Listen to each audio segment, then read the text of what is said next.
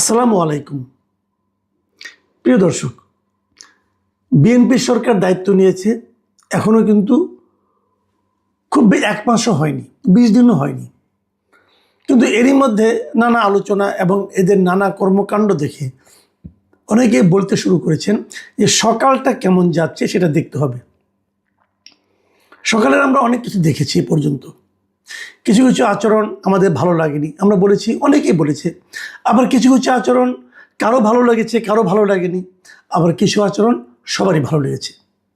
আজকে আমি কয়েকটা পয়েন্ট নিয়ে কথা বলবো যে আসলে সরকার নমুনাটা আমরা কেমন দেখছি। আমি তারেক রহমানকে দেখে সত্যি কথা বলতে গিয়ে আমি স্বীকার করতে চাই এবং আমি স্বীকার করব যে তারেক রহমানের কর্মকাণ্ড কিন্তু আমার পছন্দ হচ্ছে। মানে উনি নিজে যা করছেন একটার সঙ্গে একটা তুলনা করে আমার মনে হচ্ছে যে না, বোধ করি দেশে একজন যোগ্য লোকের হাতে পড়েছে। কিন্তু তার টিম নিয়ে আমার একটু আনহ্যাপিনেস আছে। তার টিম যা করছে সেটা আমি বুঝতে পারছি না। তারেক রহমানের আগের যে ঘটনাগুলো, কয়েকটা ঘটনা আমরা দেখেছি যে উনি সরকারি গাড়ি নিচ্ছেন না, তেল এবং ড্রাইভারের খরচ উনি বহন করছেন, এগুলো খুবই ইতিবাচক। আবার ওখানে দুঃখও ছিল আমার যে ওনার মতো এরকম একটা ইতিবাচক সিদ্ধান্ত উনি নিলেন, সেটা ওনার মন্ত্রিসভার খুব বেশি লোক কিন্তু এটা ফলো করলো না। এটা আমার জন্য একটু বেদনা দিয়েছে আর কি। যাই হোক, আমি একটু হতাশা হয়েছি এই কারণে যে উনি যা করতে চাচ্ছেন তাকে উনি করতে পারবেন কিনা বুঝতে পারছি না। উনি দুর্নীতির বিরুদ্ধে যেরকম একদম কঠোর একটা ব্যবস্থা নিয়েছিলেন যে দুর্নীতির গলা টিপে ধরবেন, এবং আমি নিজেও মনে করি এদেশের উন্নয়নের পথে যতগুলি বাধা আছে তার মধ্যে সবচেয়ে বড় বাধা হচ্ছে দুর্নীতি।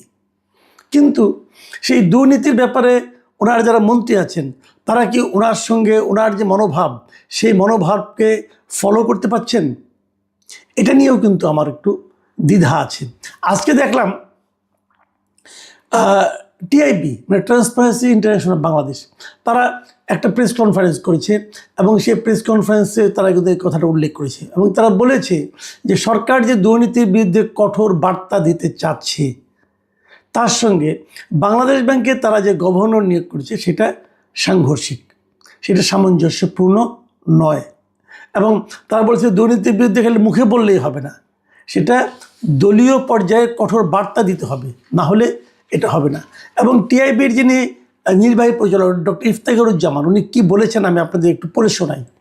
উনি বলেছেন, গণমাধ্যমে প্রকাশিত তথ্যে দেখা গেছে যে নবনিযুক্ত গভর্নরের ক্ষেত্রে জোরালো স্বার্থের সংঘাত বিদ্যমান। এমন নেতৃত্বের হাতে কেন্দ্রীয় ব্যাংক নিরাপদ নয় এবং এর ফলে নজরদারি সংস্থা হিসাবে বাংলাদেশ ব্যাংকের নিরপেক্ষ ভূমিকা পালনের সুযোগ বিঘ্নিত হবে।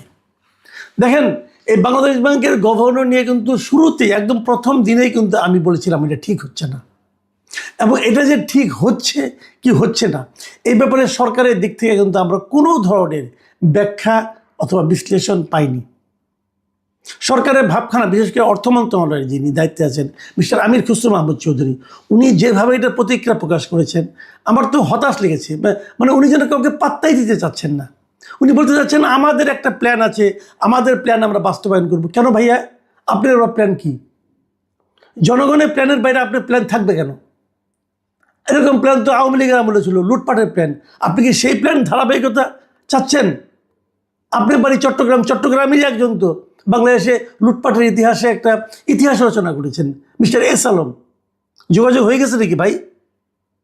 এ ধরনের প্রশ্ন কিন্তু আমরা করব। ভাই, আমার দেশটাকে কে নিয়ে যাচ্ছে? আপনার প্ল্যানটা কি? নতুন সরকারের প্ল্যান থাকবে, আপনাকে সেই প্ল্যান এক্সপ্লেন করতে হবে।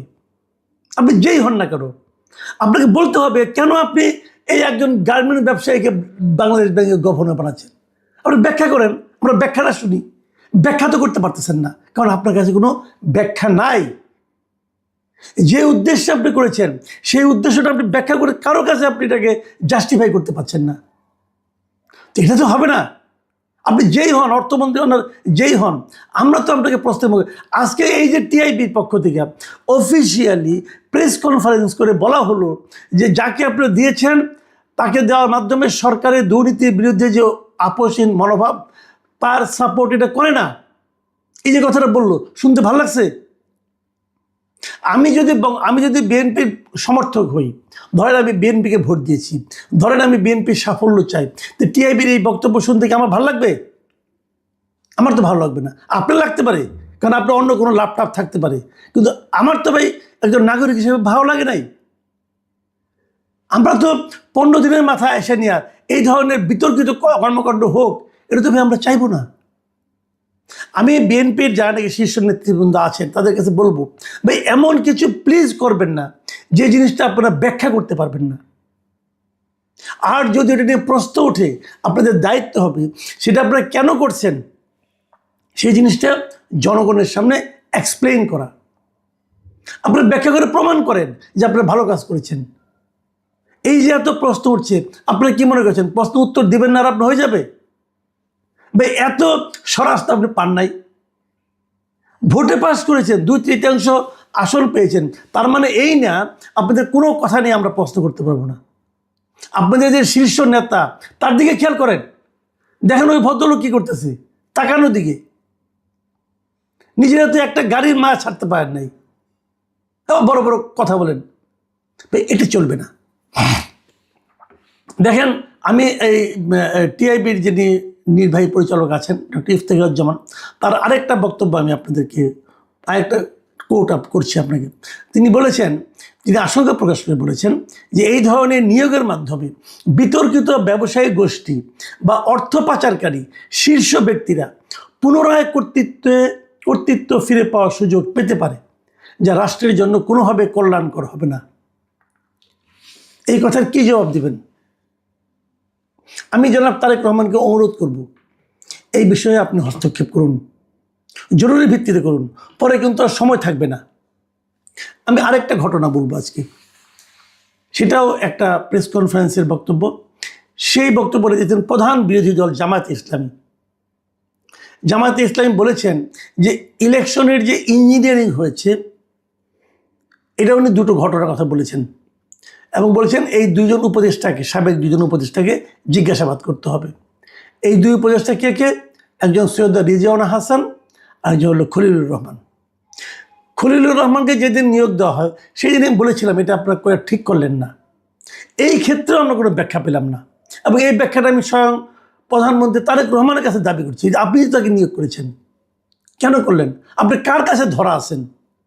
আমরা কিন্তু এমন প্রধানমন্ত্রী চাই না যেই নাকি নিজের ইচ্ছায় কাজ করতে পারবেন না, যেই নাকি অন্য কারোর কাছে ধরা থাকবেন, মানে কারোর কাছে তার কোনো এক ধরনের জবাবদিহিতার ব্যাপার থাকবে। এটা কিন্তু আমরা চাই না ভাই। হোয়াই খলিলুর রহমান? এখন এটা কি হয়েছে, যে আশঙ্কাটা আমি তখন করেছিলাম সে আশঙ্কাটা আজকে জামাত উচ্চারণ করছে। জামাত বলছে যে ওই ইলেকশন, ওই তত্ত্বাবধায়ক সরকার যে নিরপেক্ষ ছিল না, তারা এই অভিযোগ করছে দুটো ঘটনা দিয়ে। একটা খলিলুর রহমানকে এখানে পররাষ্ট্রমন্ত্রী বানানো, আর দ্বিতীয়টা তারা বলছে যে সৈয়দ রিজওয়ানা হাসান, উনি আজকে ওনার একটা ইন্টারভিউ প্রচারিত হয়েছিল, সেই ইন্টারভিউ উনি যে কথাগুলি বলেছেন সেই কথার প্রেক্ষিতে উনি এই জামাতের যে নায়েবে আমির আছেন তাহের সাহেব, উনি একটা মন্তব্য করেছেন এবং উনি বলেছেন যে উনি নিজেই স্বীকার করেছেন যে ওনারা জামাতকে আসতে দেননি। এবং উনি কি বলেছেন, সৈয়দ রিজওয়ানা হাসান, মানে তার ভাষায় আর কি উনি যেটা বলছেন আর কি, মানে রিজওয়ানা হাসান যে কথা বলছেন যে নারীদের উপযুক্ত অধিকারকে নিশ্চিত করতে পারেনি, তারা বিরোধী দলে থাকলেও আমরা কিন্তু তাদের মূল ধারায় বা প্রধান শক্তি হিসেবে আসতে দেইনি। তার মানে উনি আসতে দেননি। উনি বলতে চাচ্ছেন যে জামাতের কাছে নারীদের অধিকার নিয়ে প্রশ্ন আছে, এবং প্রশ্ন আছে বলেই ওনারা জামাতকে, যদিও জামাত বিরোধী দলে আছে, কিন্তু জামাতকে ওনারা মূল ধারায় মানে মূল শক্তি হিসেবে, প্রধান শক্তি হিসেবে আসতে দেননি। ভাই আপনারা দেওয়া না দেওয়ার কে? তার মানে আসতে দেওয়া না দেওয়ার ব্যাপারে ওনার একটা ভূমিকা ছিল ওনাদের মানে এই অন্তর্বর্তীকালীন সরকারের। এই ধরনের কথা যদি বলে তো ওনাদেরকে জিজ্ঞাসাবাদ করা উচিত, আসলে কি তাহলে ইঞ্জিনিয়ারিং হয়েছে? আসলে কি তাহলে মানে জামাতকে আসতে না দেওয়ার জন্য নানা ধরনের কর্মকাণ্ড হয়েছে, ফন্দি ফিকির হয়েছে? ভাই এটা তো কোনো কথা হলো না।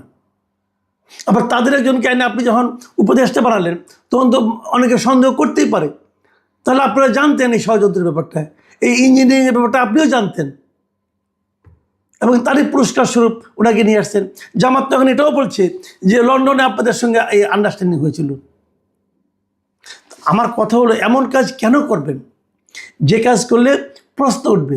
দেখেন আপনার প্রধান বিরোধী দল